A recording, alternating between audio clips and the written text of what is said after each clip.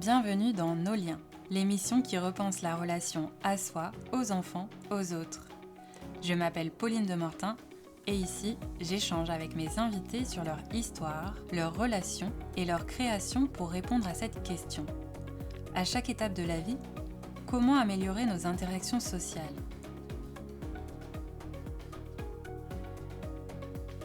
Aujourd'hui, je reçois Suzanne Meyer, danseuse professionnelle et maman de 2 filles, une de 5 ans et demi et une autre de 17 mois. Elle a créé à Paris des ateliers appelés Contact Kids, qui sont des ateliers de danse, de jeu et d'expression corporelle pour les parents et leurs enfants. Merci Suzanne d'avoir accepté mon invitation. Merci à toi. Alors, le point de départ que j'ai choisi pour cet épisode, Suzanne, aujourd'hui, c'est ton entrée à l'Opéra de Paris à l'âge de 9 ans et le séjour qui a suivi. Comment tu te percevais à l'époque et quel genre de jeune fille tu étais? Bah, à 9 ans, c'est un peu difficile, d'avoir, un tel recul sur soi. Mmh. C'est vrai que j'ai été un petit peu, emportée, enfin emmenée par la main dans cette école sans trop comprendre ce qui m'arrivait. C'était un peu, une idée de mon professeur de danse et aussi de ma maman, je pense, qui trouvait que ça pouvait être bien pour moi et c'est vrai que enfin, pour autant que je me souvienne, je me rappelle pas très franchement, avoir vraiment, conscientisé ce qui m'arrivait, jusqu'à ce que je sois vraiment les 2 pieds dans l'école et que là, je Mmh. me rende compte un peu de ce que ça impliquait. Pour moi, j'étais même pas une jeune fille, enfin, c'est à 9 ans, on est même encore un enfant donc Mmh. avec tout ce que ça implique, donc c'est vrai que j'étais vraiment, dans le temps présent, avec, probablement des questionnements, enfin, je me rappelle que les difficultés pour moi, c'était surtout, au niveau affectif. Ma famille me manquait beaucoup et c'était quand même une séparation. Enfin, c'est ça qui me reste le plus de cette, en tout cas pour la 1re partie, la première année. C'est ça Mmh. qui m'a le plus marquée. Après, je me suis vraiment pris, «au jeu» entre guillemets. Heu, c'est pas vraiment un jeu parce que, il y a tout de suite une dimension très professionnelle, dans ce genre d'école où on apprend vraiment un métier, même si on est très jeune. Et voilà, après, emportée un peu par une énergie, enfin l'énergie de tous les élèves et puis l'école met en place quand même un système qui fait que une fois qu'on est dedans, on suit le cours des choses et après par contre, pour autant c'était difficile d'y entrer, après je voulais plus en partir quoi, donc Mmh. voilà. OK, d'accord et ça dure combien de temps? C'est jusqu'à tes 18 ans, c'est ça? Alors il n'y a pas vraiment d'âge, ni d'entrée ni de sortie d'ailleurs, Ouais. c'est Mmh. des fourchettes d'âge qui sont données pour, le concours d'entrée. Et ensuite, l'école dure 6 ans, en moyenne, avec 6 classes et on en sort en fonction de l'âge auquel on est entré et puis parfois, il peut y avoir des redoublements ou des accidents de parcours, donc ça peut être un petit peu plus ou un petit peu moins, tout en sachant qu'il y a de toute façon un examen tous les ans, à la fin de l'année, qui nous permet d'accéder à la classe supérieure ou pas. C'est assez rude Mmh. et du coup, il y a une sorte de sélection, qui se fait au fil des ans et donc moi, j'ai pas fait les 6 ans, je suis restée, que 4 ans. Voilà. Mmh. OK, d'accord.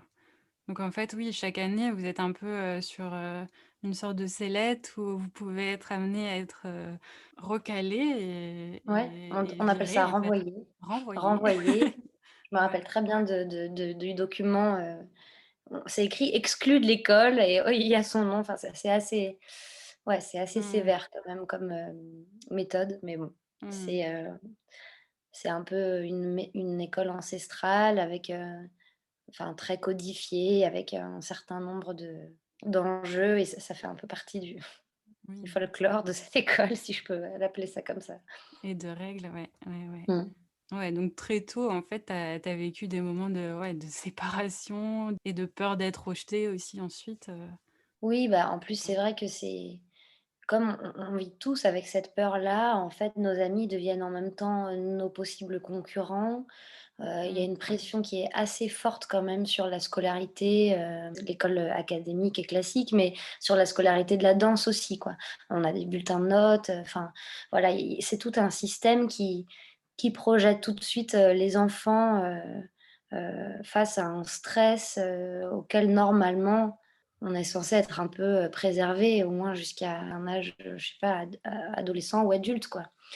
Hem, Quand on est enfant, on peut vivre toutes sortes de stress, mais des stress qui normalement, enfin que chacun traverse à des époques, données.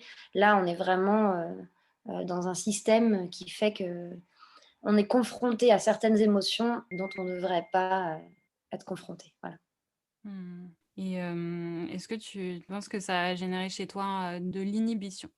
De l'inhibition, non. Par contre, on grandit très vite. Enfin, Ouais. moi, on m'a toujours dit, que j'étais très mature pour mon âge, enfin et je pense pas que c'était des aptitudes personnelles, c'est juste un entraînement, quoi. Mmh.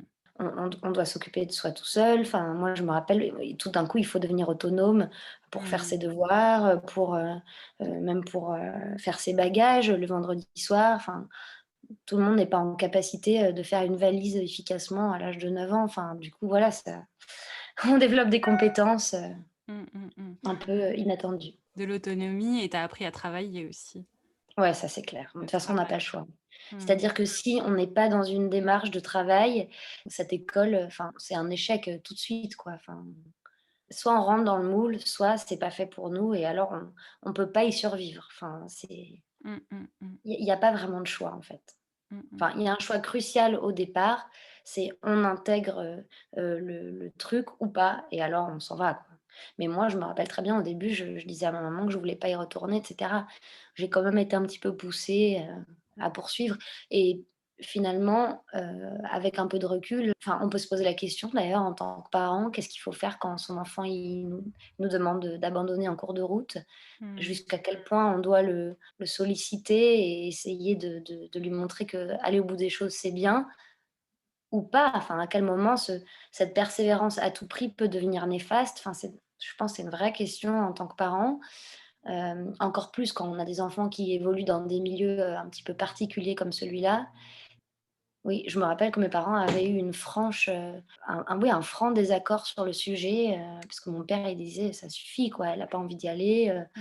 on abandonne» et maman, elle disait: «Non, non, il faut qu'elle continue». Donc voilà, je me souviens vraiment du haut de mes 9 ans de cette conversation qui m'a marquée et je me suis toujours demandé avec mon regard d'adulte ce que j'aurais fait moi à leur place. Ça, c'est une question qui reste un peu en suspens. En tout cas, aujourd'hui, avec le recul, je regrette rien. Enfin, ce métier m'a apporté plein de belles choses, des découvertes incroyables, des voyages, des rencontres, enfin, si c'était à refaire, je re-signerais tout de suite. Mmh. OK. Et en tant qu'enfant, est-ce que tu aurais fait différemment? Oui, oui, en Tu tant es jeune qu'enfant, fille. je serais partie de là en courant, quoi. Ça, c'était Mmh. ma Mmh. ma 1re réaction, c'était ça. Puis après, il y a un peu comme un syndrome, où en fait on se met à aimer son bourreau quoi, c'est vraiment ça, hein. Et après je voulais plus quitter cette école. En plus, c'est tellement difficile qu'en fait nos copines de chambre parce que à l'internat on est par 3 dans les chambres, les amitiés deviennent très fortes, il y a presque un rapport de sororité qui se met en route parce qu'en fait, Mmh.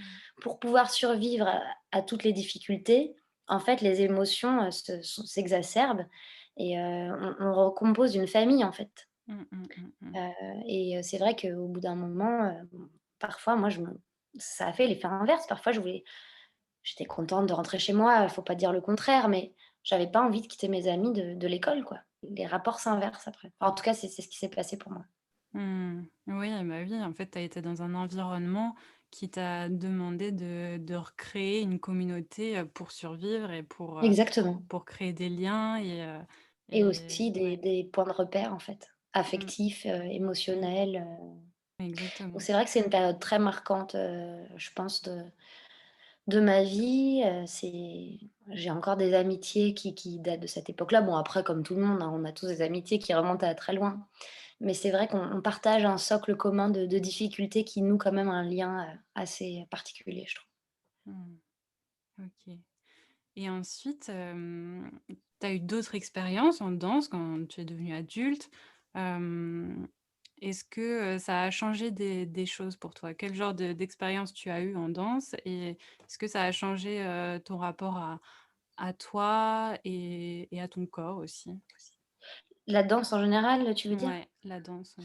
Bah, oui, oui, c'est sûr. Je pense que n'importe quel contrat, d'une manière ou d'une autre, m'a fait avancer, personnellement.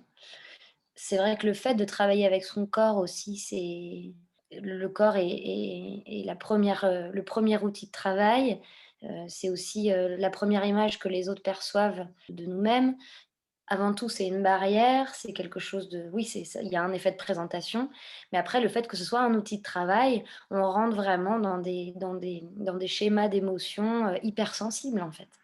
Donc pour répondre à cette question, moi, je pense que n'importe quel contrat, même ceux qui m'ont embêtée, enfin, parce qu'il y en a forcément qui sont, plus faciles que d'autres, d'accès, ou il y a toujours, quelque chose à en tirer, une expérience, et même quand c'est désagréable, quoi. Mmh. La notion de dépassement de soi, c'est des questions que même les sportifs, peuvent enfin, ils sont confrontés, en quelque sorte. Mmh. Quel genre de danse c'était du coup? Tu as fait de la danse classique, à Oui, l'Opéra de Paris et ensuite quel genre de danse tu as c'est fait? vrai que moi, j'ai un parcours très éclectique. J'ai vraiment commencé par des écoles très académiques, l'Opéra de Paris, le Conservatoire supérieur de Paris, et après, dans ma carrière, je me suis un petit peu affranchie de ça. Ça avait un peu commencé au conservatoire où j'avais découvert la danse contemporaine, Mmh. qui m'a permise de m'exprimer avec beaucoup plus de liberté. Mmh. Hem, c'est quelque chose qui m'a fait du bien, et en quittant le conservatoire, qui était encore, malgré que j'ai eu des nouvelles sensations grâce au contemporain, j'avais besoin une fois de plus de, un peu déverrouiller certaines choses, et je suis vraiment allée prendre le contrepoint, de la formation hyper académique que j'avais eue, et j'ai choisi de vivre l'intermittence à fond, d'être une danseuse indépendante, de pas passer les auditions pour les compagnies, Mmh. et j'ai vraiment voyagé, papillonné d'un projet à un autre. J'ai commencé vraiment par le monde du cabaret. Je suis rentrée au Craziers, j'ai travaillé avec Philippe Descoufflés. Ensuite, j'ai basculé dans le monde du spectacle musical, où j'ai fait vraiment des spectacles plus commerciaux, plus grand public. Ensuite, je suis revenue, à un mode de création beaucoup plus contemporain, et où j'ai travaillé avec Nicolas Paul pour, un opéra qui s'appelait Platée, et donc là, un travail qui peut s'apparenter vraiment à un travail de compagnie, en tout cas dans la démarche. Mmh. J'ai fait des clips, des vidéos, des publicités, enfin, c'est Mmh. assez c'est un peu le grand écart Ouais, ouais, ouais. entre des choses très commerciales et des projets très pointus. Mmh. Et juste avant le covid, ma carrière s'est arrêtée, enfin s'est mis un peu en pause, sur un opéra de Stockhausen, Mmh. hem, hyper particulier, avec un langage corporel inventé spécifiquement par le compositeur pour ce Mmh. projet. Enfin, rarement les gens connaissent, c'est tellement spécial que, c'est pas une œuvre grand public, donc voilà. Difficile de Ouais. de Ouais. tirer, vraiment, hem, un résumé. J'aime bien cette liberté d'aller d'un projet à un autre, et aussi de me Mmh. confronter à des styles, des chorégraphes et des rencontres super différentes. Ouais, ouais, ouais, et j'imagine que ça t'aide aussi à, le fait d'avoir fait autant de choses différentes, ça te permet d'accéder à des projets qui sont particuliers, je pense. Enfin, j'imagine, qui ont, cette originalité et qui recherchent peut-être justement, chez leurs danseurs, des capacités qu'on trouve pas, chez un danseur, classique, qui sort, Oui, tout de suite du conservatoire. je me rends pas trop compte parce que, j'ai pas ce recul-là, sachant que les projets qui viennent à nous, c'est vrai qu'on peut faire des choix, on peut refuser certaines choses et donc donner une certaine couleur à une carrière, mais malgré tout, on a quand même un métier assez précaire, et moi, je prends beaucoup ce qui vient, en fait, et je pense que l'éclectisme de ma carrière vient aussi de ça. C'est-à-dire que, j'ai fait le choix de l'indépendance, c'est vrai, mais pourquoi je passe d'un projet à l'autre? Parce qu'en fait, il faut remplir un peu le planning, et que, ce qui vient à moi un petit peu par hasard, c'est des choses différentes. Alors, Mmh. année après année, c'est sûr que, ça constitue une expérience qui, d'une certaine manière, peut être valorisée. Mais en tout cas, c'était pas, Je pense que c'est assez inconscient et je sais pas si les employeurs, quand ils font appel à moi, ont, la totale conscience de ce parcours un peu, comme ça, en dilettante, quoi. Ouais, Ils trouvent peut-être ça intéressant une fois qu'ils me le racontent, mais en général, quand on vient chercher quelqu'un, c'est pour un projet dont on a une certaine vision et dont on pense que la personne peut correspondre à cette vision. Ils prennent pas forcément en compte, enfin tout le background pour avoir un ouais. un peu d'anglais. Je suis pas sûre que ça rentre vraiment en jeu. Mmh, ça marche. C'est vrai que je dis ça parce qu'il y a eu l'Opéra de Paris visiblement où il y a vraiment ces règles, ces manières de faire où tout le monde va devoir faire la même chose et faire le même pas, le même mouvement, le même port de tête et cetera et puis après tu as eu tous ces projets, en freelance. Alors, moi quand j'ai vu que tu étais danseuse freelance, je me suis dit: «Ah tiens, elle est pas allée vers les compagnies où justement il y a encore ces histoires de règles, de manière, d'être, qui est propre à la compagnie ensuite et donc de là, j'ai l'impression que ça t'a permis quand même de trouver, tes particularités, ton unicité, je sais pas si ça se dit et Oui, vas-y. ouais, c'est comme si tu as eu un parcours, ouais, de plus en plus, indépendant. Oui, c'est sûr, mais je pense qu'il y avait une vraie nécessité, hein, de s'éloigner, du carcan, des écoles, quoi. Mmh. Mmh. Après, c'est des histoires de personnalité, hein, pour certains danseurs, ce cadre est très galvanisant, je pense que c'est qu'une question de tempérament. Mmh. Au final, moi, j'ai été un peu en souffrance dans ces écoles parce que je crois que ça me correspondait pas vraiment. OK. Donc, quand j'ai eu l'occasion d'être libre, en tant qu'interprète, voilà, je suis allée vers ce qui me faisait du bien Ça et marche. parfois même, contre l'avis, des gens qui m'entouraient. C'est-à-dire, mes parents, ma maman était très déçue, que je passe pas des auditions pour les grandes compagnies, par exemple. Mais pas que, mes professeurs au conservatoire, quand j'ai fini ma dernière année et que j'ai dit que j'allais au Craziers, enfin, c'était vraiment, enfin, c'était considéré comme un échec, quoi. Quand on sort du conservatoire, on doit faire les grandes auditions pour les grandes compagnies et c'est ça le trajet, souhaité et désiré et moi j'ai vraiment refusé ça, quoi. Mmh. Mmh. La petite fille qui est à l'intérieur de moi qui a fait, 13 ans de danse classique, enfin moi je vois ça avec des paillettes dans les yeux quand tu me dis Crazy Horse. C'est Donc vrai, bah, ouais, ouais, ouais, pourtant c'est aussi un lieu où il y a finalement, aussi pas mal de règles, mais c'est des ouais, règles c'est quand vrai, même avec, beaucoup de franche rigolade dans les loges, donc ça passe un peu mieux. j'imagine. Ensuite, tu as eu ta première fille et instinctivement, tu as commencé à danser avec elle quand elle était bébé. C'est bien ça? Mmh. Oui. Est-ce que tu peux nous décrire comment cela se passait pour qu'on puisse un peu s'imaginer? Est-ce que tu t'allongeais à côté d'elle? Est-ce que tu la portais, en dansant? Ouais, mais je pense que ça commence dès la façon dont on les porte, c'est clair. Mmh. Hem, je trouve que d'ailleurs aujourd'hui, il y a de plus en plus de communication sur comment porter son bébé et c'est bien que ça se fasse parce que, les danseurs, probablement, puisqu'on est habitué à manipuler les corps entre nous, on fait que ce soit en danse classique, on appelle ça les cours d'adage, c'est-à-dire les garçons et les filles dansent ensemble. Il y a des portées. En danse contemporaine, avec la danse contact également, on se manipule, il y a toutes sortes d'exercices où, on prend le corps de l'autre et il faut s'abandonner et donc on apprend vraiment à à approcher le corps de l'autre avec, respect, délicatesse, enfin respect, mais pas seulement un respect moral, mais un respect, des lois de la nature en fait, de la gravité, du poids, comment ça se répartit dans le corps et cetera. Donc c'est des choses qu'on parcourt dans notre formation et qui, je pense, au moment de devenir parent, pour moi, sans conscience, deviennent très instinctives. Pendant longtemps, on a, changé la couche des bébés en les tirant par les pieds. Mmh. Aujourd'hui, beaucoup de enfin, grâce au travail des kinés, des ostéopathes et puéricultrices et de plein de gens, on explique bien qu'il faut soulever le bébé par son centre, en fait, par le bassin, là où il y a le poids, et qu'il faut pas tirer sur les membres. Donc ça commence juste par des petites choses comme ça.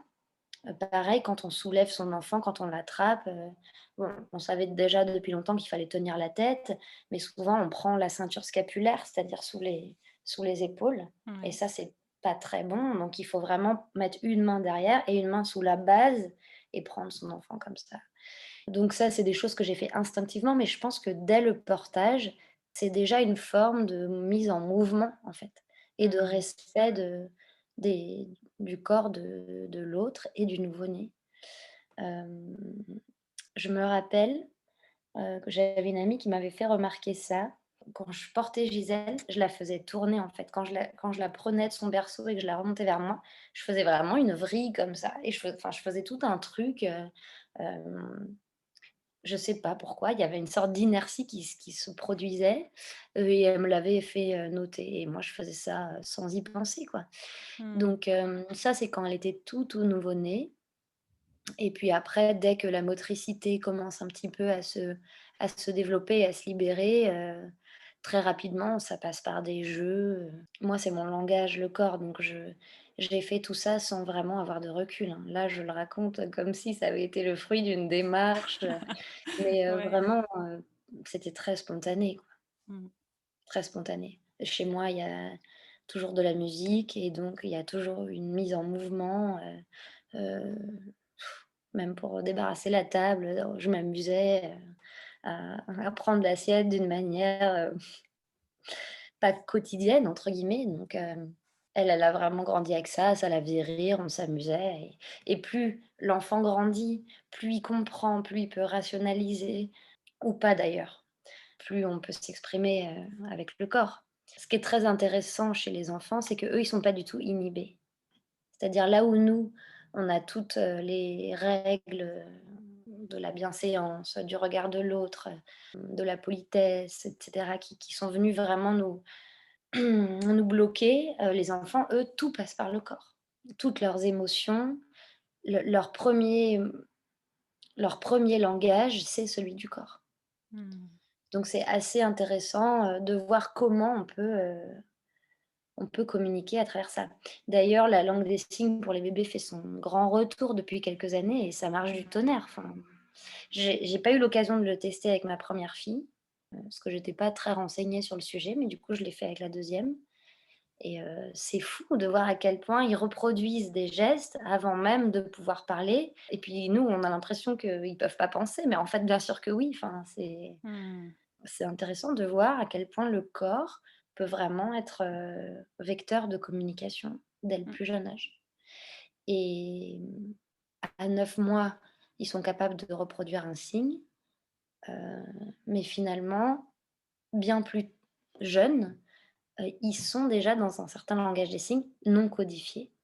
Mais tout ce qu'ils nous disent, quand ils ont les coliques, les petits pieds qui remontent, l'inconfort qu'ils essayent de nous dire, alors c'est parfois pas évident en tant que parent, hein, mais il y a quand même enfin l'expression, de toutes ces petites, choses passe beaucoup par le corps. Mmh.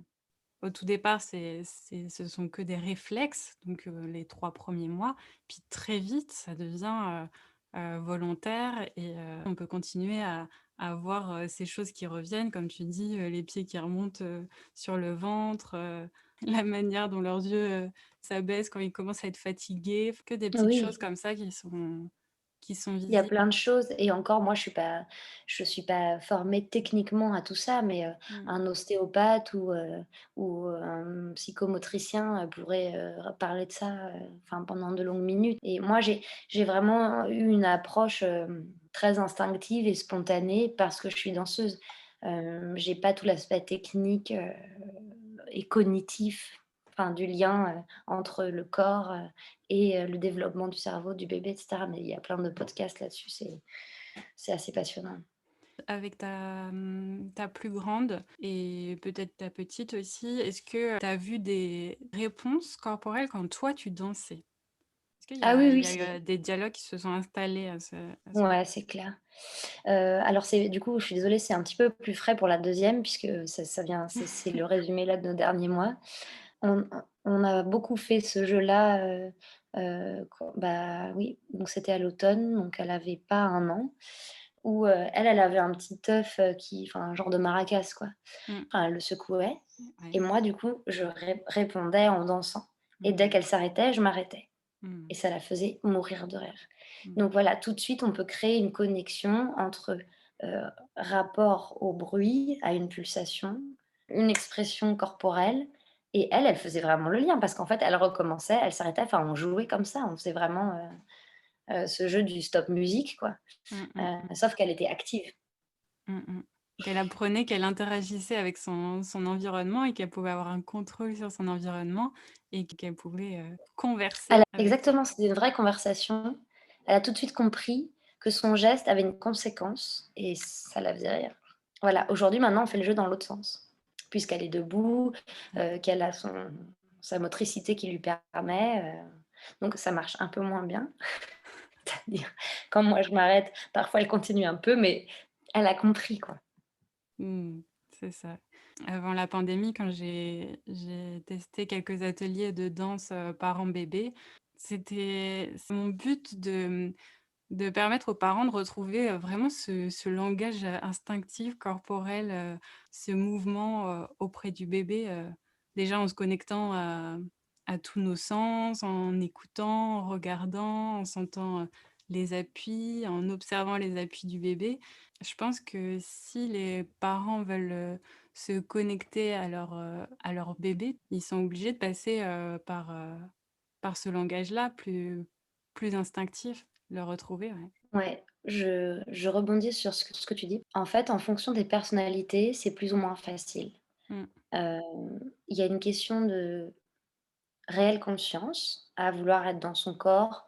Aujourd'hui, n'importe quelle personne, même si, son métier c'est d'être, par exemple, je sais pas, assis devant un bureau, va peut-être avoir envie de faire du sport, de se connecter à soi ou faire de la méditation ou du yoga ou que sais-je, mais il y a des personnes pour qui c'est pas du tout évident et il y a Mmh. des gens qui sont vraiment pas dans leur corps et Mmh. du coup, quand, la maternité arrive, moi je me pose vraiment cette question, c'est-à-dire comment font ces femmes qui ne sont pas dans leur corps, qui n'ont pas, voilà, eu cette possibilité d'entrer en contact avec leurs propres sensations Mmh. pour tout d'un coup se retrouver projetées dans une période de la vie où les sensations sont, assez folles, Mmh. dans tous les sens du terme, hein, dans des sens positifs comme parfois dans des grandes difficultés. Enfin, les grossesses, c'est pas toujours simple à vivre et elles doivent donner la vie, elles doivent, faire un accouchement, et donc essayer d'être vraiment à l'écoute de soi, sans avoir été jamais vraiment dans cette écoute finalement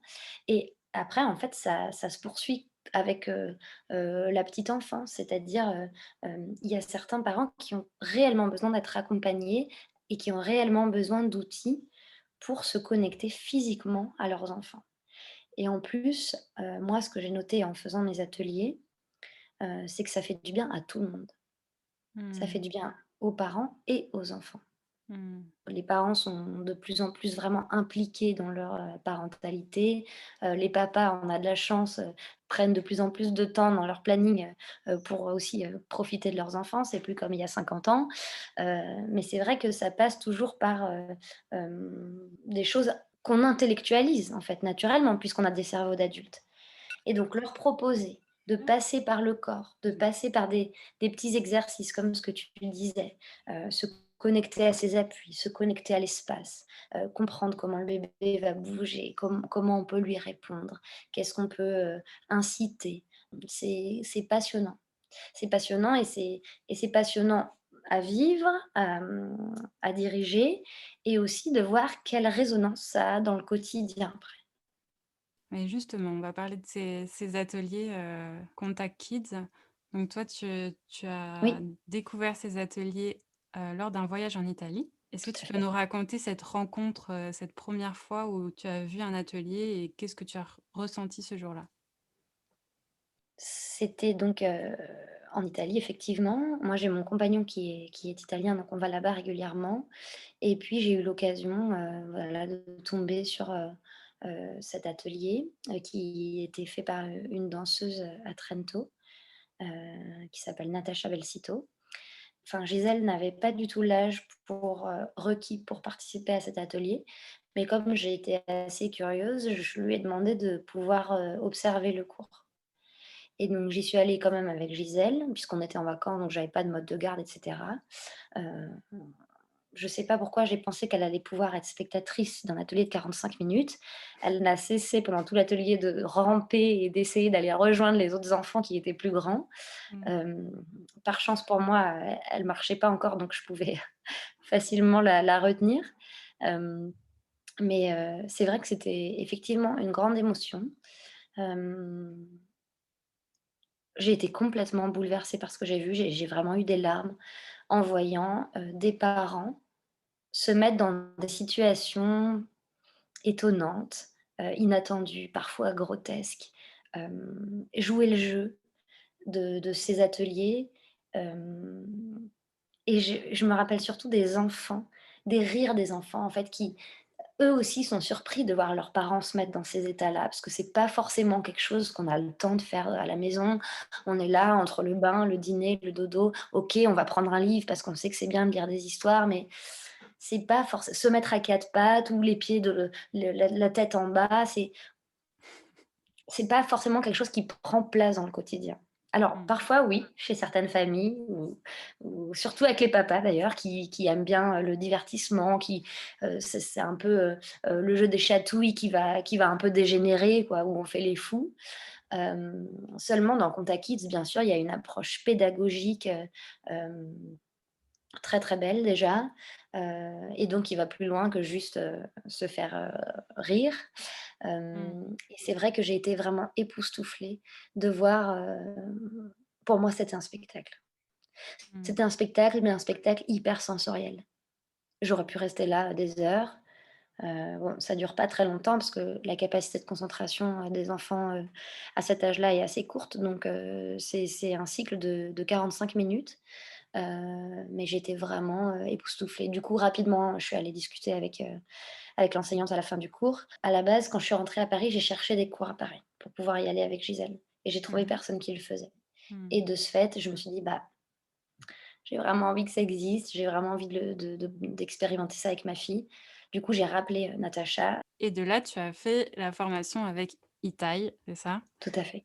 Qui Ouais. est un danseur, israélien et qui est, celui qui a créé, la méthodologie de Contact Kids. En fait, Itai, c'est un danseur de danse contact. Il donne beaucoup de cours, bien sûr, mais il participe, beaucoup à des festivals, auxquels il va improviser en tant que danseur et Mmh. un jour, il y est allé avec sa fille, avec laquelle il pratiquait la danse contact, chez lui, voilà, en toute intimité et sa petite fille l'a rejoint dans l'espace et ils ont été filmés. Cette vidéo a été postée sur YouTube et elle a vraiment fait, enfin, des millions de vues, des Mmh. milliers, des millions, je sais plus trop. Oui, elle est devenue, En tout cas, complètement virale, ouais. Ouais, ouais. voilà, ça a rencontré un franc succès. Du coup, il a reçu des messages, de partout, lui disant que c'était merveilleux: «Est-ce que tu peux nous apprendre?» Et au Mmh. début, lui, il a vraiment dit: «Mais j'ai rien à apprendre, enfin, vous n'avez qu'à danser, tout simplement, il y a pas de j'ai pas de trucs et astuces à donner». Mmh. Mais l'engouement a été tel il s'est posé la question de pourquoi ça provoquait une telle envie et un tel désir chez les autres en voyant cette vidéo. Et du coup, il s'est dit, qu'il y avait peut-être quelque chose à transmettre et il a, beaucoup réfléchi avant d'appeler ça Contact Kids et que ça devienne, des formations et il a vraiment, heu, pas à pas, inventé cette méthode. Mmh. Il l'a expérimentée avec sa fille, bien sûr. Heu, Au début, il donnait les cours avec elle et puis un jour, Sophie n'a pas voulu, faire la «démonstration» entre guillemets et donc il s'est retrouvé un peu coincé et il a dû le faire sans elle et il s'est rendu compte qu'en fait, c'était mieux sans elle et donc Ouais. voilà, enfin il y a toute une partie là-dessus dans la formation où comment enseigner, aux couples parents-enfants, sans enfants, en fait. Donc voilà, moi j'étais partie dans l'idée de faire les ateliers avec ma fille et puis je suis revenue en me disant: «Bon, bah, mince, en fait, je vais pas pouvoir y aller avec elle». Mais Mmh. bon, c'est pas grave, j'ai été mordue, en fait, par cette, pédagogie, qui m'a fait énormément de bien. La rencontre avec Itai a été cruciale. C'est un être, exceptionnel, qui a une vision des choses, des humains et du monde, qui est très inspirante. Il est pas du tout un gourou, hein, d'ailleurs, il nous dit bien que tout peut être remis en question, tout ce qu'il dit peut être remis en question. Il y avait d'ailleurs des franches discussions, au cours de la formation. Mmh. En tout cas, cette rencontre a été marquante pour moi et quand je suis rentrée en France, j'ai vraiment tout de suite eu envie, de mettre en place, les ateliers à Paris. J'avais envie de le partager avec les autres familles. J'étais tellement convaincue du bien que ça pouvait faire que, je me suis lancée. Mmh et ça a tout de suite marché? Les gens qui venaient étaient de toute façon ravis, mais c'est pas parce que c'est moi qui donnais ces ateliers, c'est juste parce que la pédagogie, franchement, on peut pas ne pas l'aimer. C'est tellement merveilleux, pas seulement à enseigner, mais aussi en tant que parent à vivre. Moi, c'est le premier contact que j'ai eu avec la méthode, hein.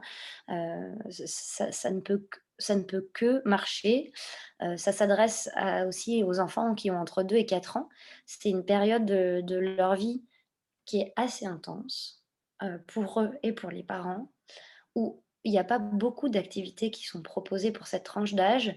En gros, à part aller au parc, on n'a pas beaucoup de solutions. On peut aller dans un musée avec eux, on peut aller voir un bébé concert, mais à chaque fois, l'enfant, il est passif, en fait. Mmh. Il est dans une situation de spectateur ou d'observation. Là, dans l'atelier, on lui offre un espace, où il peut s'exprimer activement. Mmh. Donc c'est merveilleux, en fait. C'est merveilleux pour eux, c'est merveilleux pour les parents, parce qu'enfin, ils ont des mètres carrés, sécurisés avec des tatamis au sol. Le risque de blessure, n'existe pas, les portes sont fermées, ils peuvent courir librement, crier librement, ils peuvent choisir de suivre le cours ou de ne pas le suivre. C'est une pédagogie extrêmement libre, en fait. On leur propose des choses et on essaie de créer une dynamique dans l'atelier, qui les incite à la suivre. Mais s'ils n'en ont pas envie, s'ils ont besoin d'observer ou de ne pas faire un jeu ou d'en sauter un et de passer au suivant, tout est possible, en fait. Et ça, c'est 45 minutes de grande liberté qui fait du bien à tout le monde. Il y a pas d'injonction, il y a pas de jugement, je n'ai pas d'attente. Il y a pas de nécessité à réussir quelque chose, heu et dans le monde d'aujourd'hui, où on est sans cesse, attendu quelque part, heu, où soi-même on s'impose, des attentes. En tant que parent, on a envie d'être un bon parent, mais qu'est-ce que ça enfin voilà, on peut se poser la Mmh. question ce que ça veut dire. C'est peut-être même différent pour chacun. En tout cas, pendant 45 minutes dans un atelier Contact Kids, les masques tombent, et on est vraiment face à cette page blanche où tout peut exister. Et du coup, c'est presque, thérapeutique, en fait, hein. Enfin, Mmh. hem, c'est cette extrême bienveillance et cette extrême tolérance, réjouit tout le monde, mais c'est évident. Après, c'est pas forcément, un comportement qu'on pourrait adapter, en toutes circonstances. C'est possible dans l'atelier parce qu'il y a un environnement qui le permet. Moi, même en tant que parent, parfois chez moi, j'ai des difficultés, comme tous les parents, pour habiller mon enfant ou pour le faire avancer dans la direction où on doit aller, enfin, mais il y a voilà, dans un atelier Contact Kids, il y a une espèce de magie qui opère liée, au contexte vraiment consacré, qui fait que, tout ça peut exister et du coup, ça laisse vraiment la place, au divertissement le plus total, quoi, sans aucune contrainte. Génial. Waouh et je sais aussi que Contact Kids, fait attention à ce que les enfants et les parents, soient au même niveau. Concrètement, comment ça se passe? Concrètement, on inverse tout le temps les rôles. C'est-à-dire qu'à chaque fois qu'on pratique un jeu, il y a pas de personne qui sait et l'autre qui ne sait pas. Mmh. Heu, on Très souvent, on propose de changer les rôles, en fait. C'est-à-dire, Mmh. exemple, on fait une petite, prise d'espace, une traversée où on demande à l'enfant de pousser le parent. Au retour, c'est le parent qui pousse son enfant. Donc inverser les rôles permet tout simplement, de placer les participants à égalité.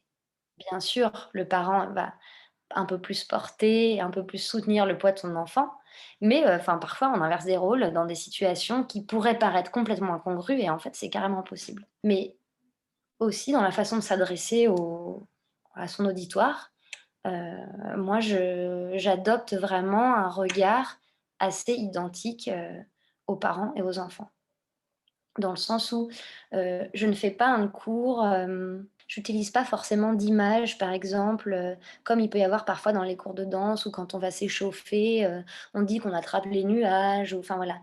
J'adopte un ton, et un langage qui s'adresse à tous, autant aux parents qu'aux enfants. Donc il y a vraiment aussi, pour moi, un truc d'égalité, quoi. Mmh. Oui, en fait, j'ai l'impression enfin moi, tu vois, avant la pandémie, j'ai pas pu, expérimenter, 1 000 000 d'ateliers, mais j'ai ressenti cette problématique-là de je différenciais les parents, des enfants et je devenais schizophrène, complètement.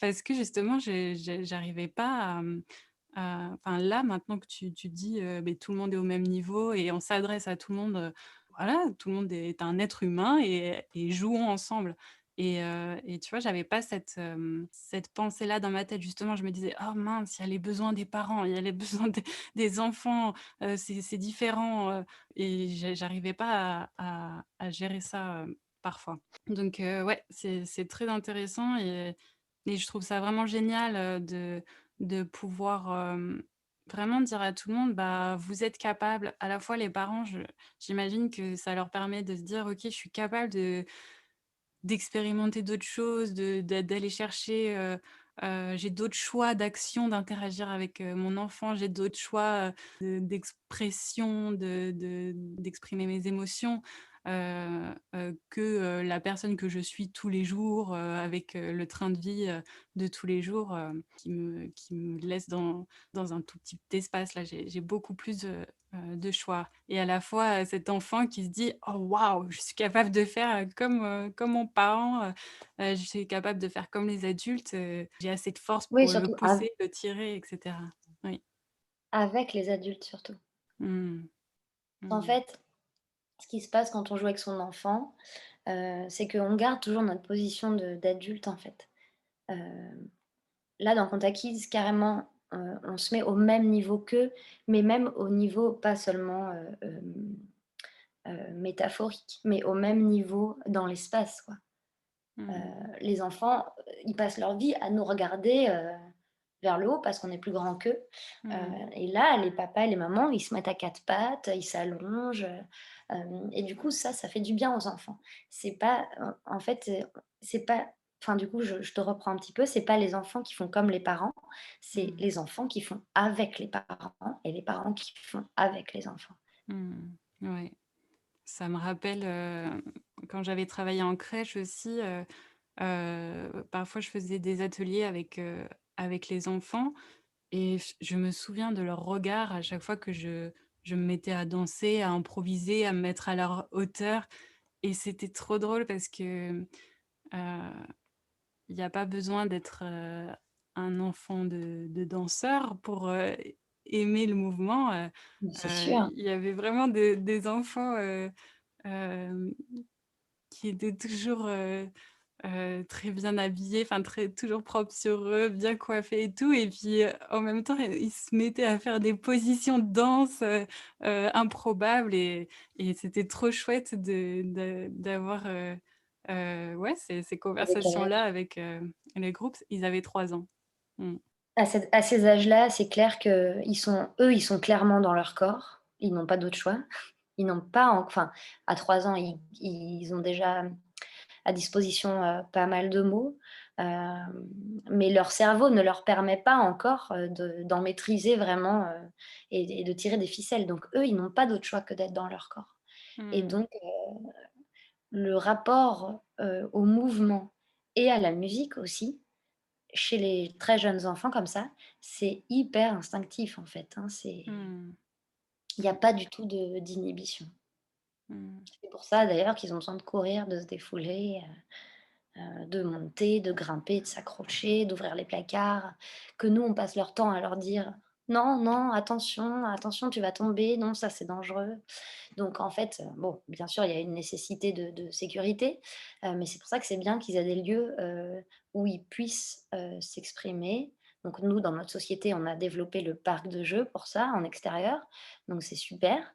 Heu, mais voilà, Contact Kids, c'est juste une autre forme d'espace où les enfants, hem, pourront en toute sécurité explorer.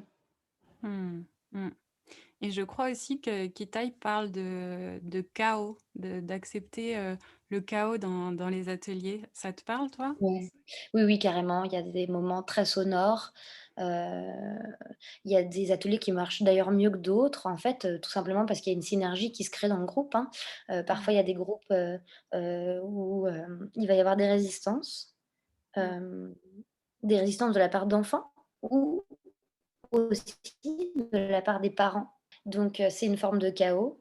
Il faut en fait que quand il y a un problème quelque part, il faut que pas que ce problème rejaillisse sur le reste du groupe parce que sinon en fait là on perd la main et ça devient compliqué de faire l'atelier. Donc il faut toujours garder un petit peu le contrôle de la masse globale, Mmh. qui soit tournée vers le fait que, on propose des petits jeux. Et la gestion de ces résistances, ça fait vraiment partie des clés, de la pédagogie Contact Kids, quoi. Mmh. Les résistances des parents étant, beaucoup plus, compliquées que les résistances des enfants, parce qu'elles sont plus grandes, en fait. Peur du regard des autres? Hem, la peur du regard des autres, c'est une petite résistance, parce Mmh. qu'en fait, souvent, elle arrive en début d'atelier, et elle parcourt un peu tout le monde. Donc, tout le Mmh. monde est un peu, en train de se regarder comme ça mais très vite, en fait, la magie opère et le fait de jouer avec son enfant, ça prend le dessus. En fait, on se concentre sur son enfant et on pense plus aux autres, quoi. Donc ça s'en va assez rapidement. Non, les résistances qui existent le plus, c'est, en fait, celles que le parent va se créer face à celles de son enfant.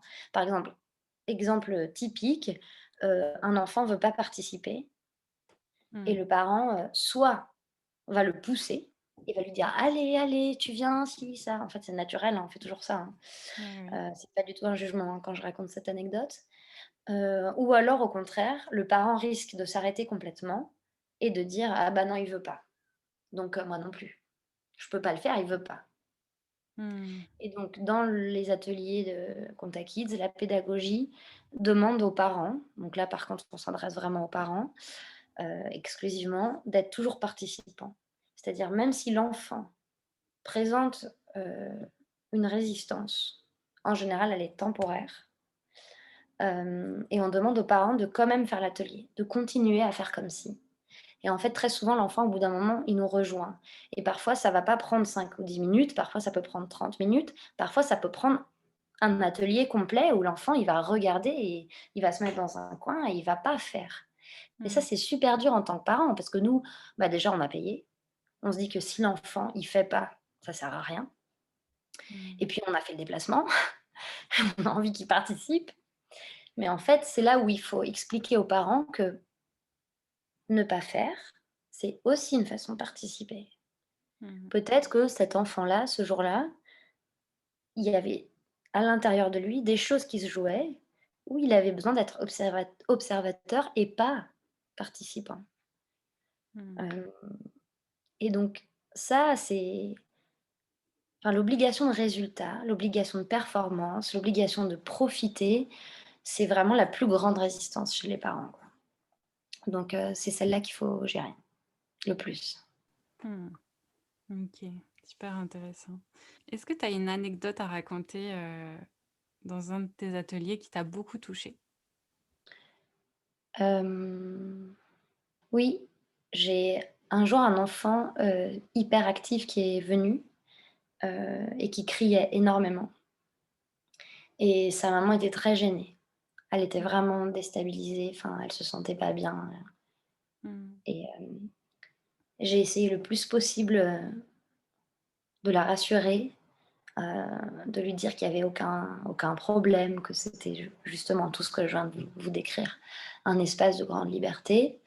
Hem et à la fin du cours,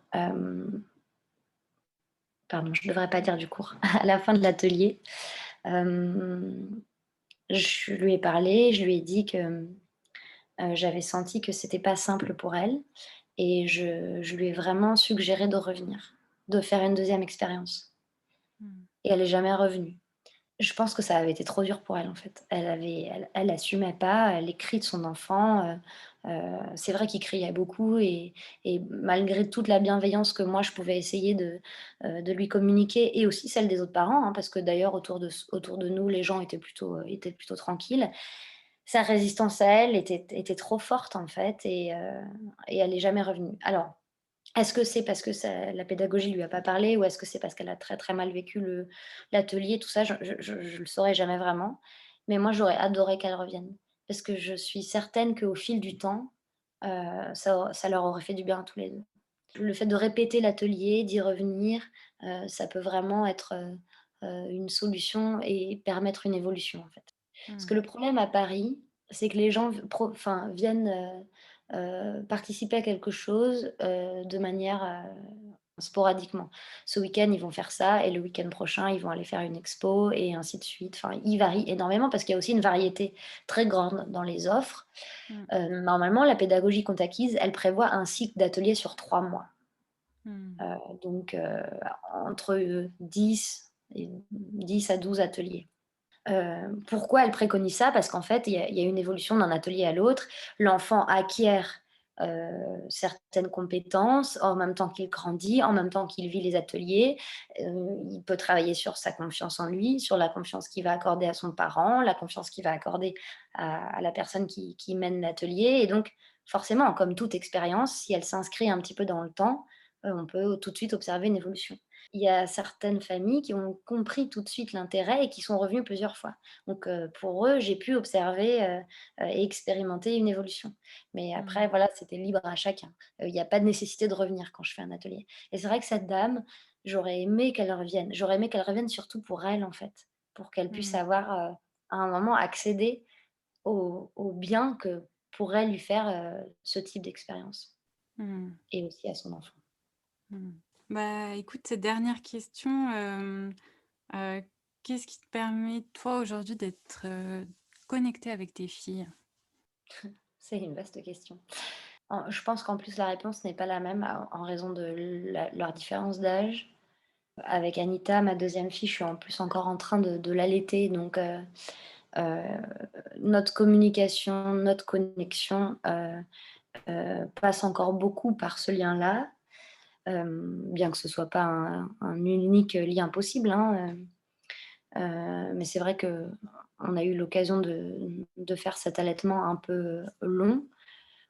Du coup, parfois, j'ai encore un peu l'impression d'être dans le postpartum alors que finalement, elle a bientôt 1 an et demi. Mais le fait de voilà, d'avoir un peu cette longueur d'allaitement, ça fait un peu durer le sentiment de postpartum, je trouve. Donc je j'ai pas tout à fait le recul sur ça. Avec Gisèle, j'ai l'impression que ce qui me permet d'être connectée à elle, bah, elle est pour le coup, elle est du coup, plus grande et aussi très cérébrale. Donc elle adore s'exprimer, elle s'exprime assez facilement, et du coup on parle beaucoup. Plus elle grandit, de manière naturelle, plus je sens que l'espace, du corps qu'on avait quand elle était plus jeune, ça me nuise. Mmh. Donc on fait beaucoup de sessions d'improvisation, à la maison, mais plus elle grandit, moins elles sont réussies. Parce qu'en fait, elle passe tout d'un coup, enfin vraiment parce qu'elle grandit par un regard extérieur de quoi elle a l'air. Elle veut par exemple tout le temps que je la fasse tourner, ou qu'on se tienne les mains, alors que quand elle était petite, on dansait beaucoup plus librement.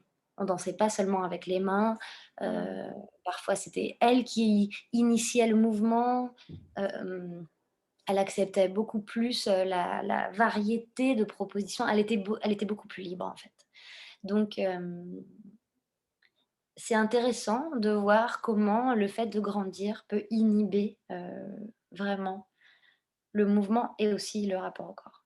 Donc moi, j'essaie un peu de lutter contre ça pour toujours lui proposer, des chemins inhabituels, Mmh. heu, mais force est de constater que quand même, l'âge a des effets, quoi et que plus elle, maîtrise son langage, plus notre connexion passe par, le langage des mots.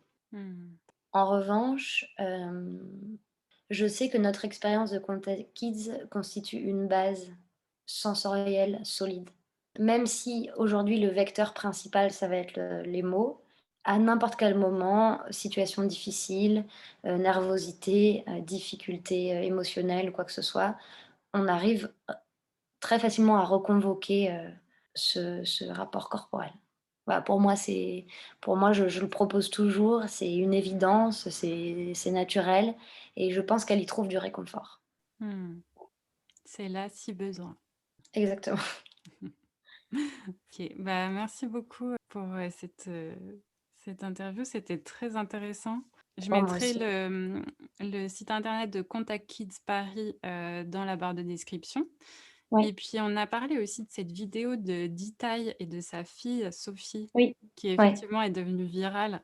Je me souviens très bien du jour où je l'ai vue, c'était il y a C'est vrai? 7 ans, ouais, où justement j'étais dans une période entre, mes études de psychomotricienne et mes expérimentations de danse improvisée, danse contact et j'ai vu, dans cette période-là, cette vidéo et je me Waouh. suis dit: «Oh waouh!»